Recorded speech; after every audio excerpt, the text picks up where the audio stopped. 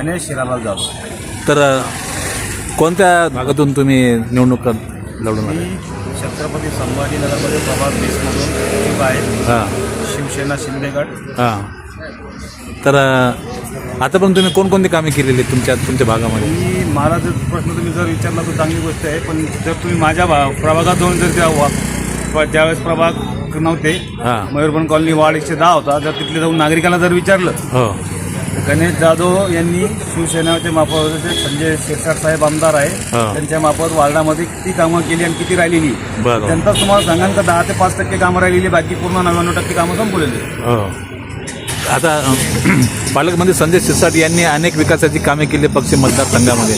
तर तुमच्या भागामध्ये तुम्ही पण त्यांच्या माध्यमातून बरेच कामं केले, तर तुम्हाला हे निवडणूक सोपी जाईल का?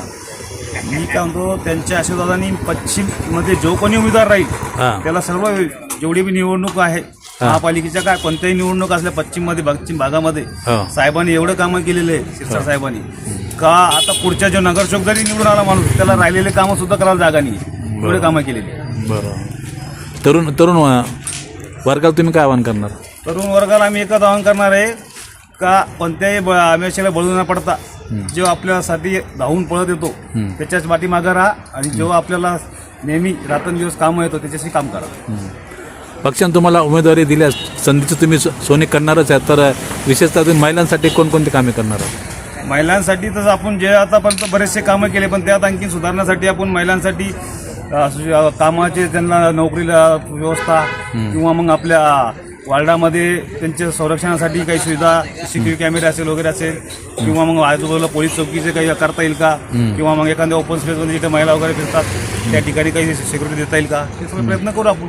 अजून तरुण वर्गासाठी तर बरेच काही करू शकतो आपण. तरुण वर्ग असा आहे का त्यांना फक्त सांगायचं काम असतं, तरुण वर्ग स्वतः करून घेत असतो आणि त्यांना फक्त एक योग्य ते मार्गदर्शन केलं ते ऑटोमॅटिक कामं करतात. बरोबर.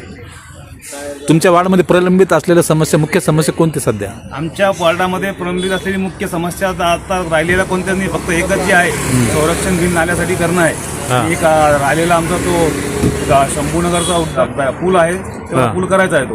बरोबर. अजून बाकीच काय ड्रेनेज लाईन, पाईपलाईन वगैरे, पाण्याचं ड्रेनेज लाईन, पाईपलाईन या सर्व शिरसाट साहेबांच्या माध्यमातून बरेचसे कामं असे झालेले. तुम्हाला सांगितलं फक्त 5 ते 10% कामं जे बाकी आहे ते पण टाकलेले आहे. मार्चच्या नंतर ते पण होऊन जातील. म्हणजे तुम्ही निवडून येण्याची जमेची बाजू हेच की आमदार आपल्या पालकमंत्री संजय शिरसाट यांनी अनेक विकासाची कामे केली, तसं तुम्ही त्यांच्याकडून कामं करून घेतले, तर हेच तुमच्या निवडून येण्याची जमेची बाजू आहे. आम्ही कामं करून घेतल्यापेक्षा जनता आमच्यापर्यंत आली आणि आम्ही फक्त एक माध्यम झालो साहेबांपर्यंत जाण्याचं. ते कामं आम्ही सगळे जनतेसाठी केलेले आहे. साहेबांनी बी जनतेच्या हितासाठी जिथे जिथे गरज पडली तिथे आम्ही सांगितलं, तिथे ते साहेबांनी न विचारपूस करता तिथे कामं सगळं संपवलेली आहे.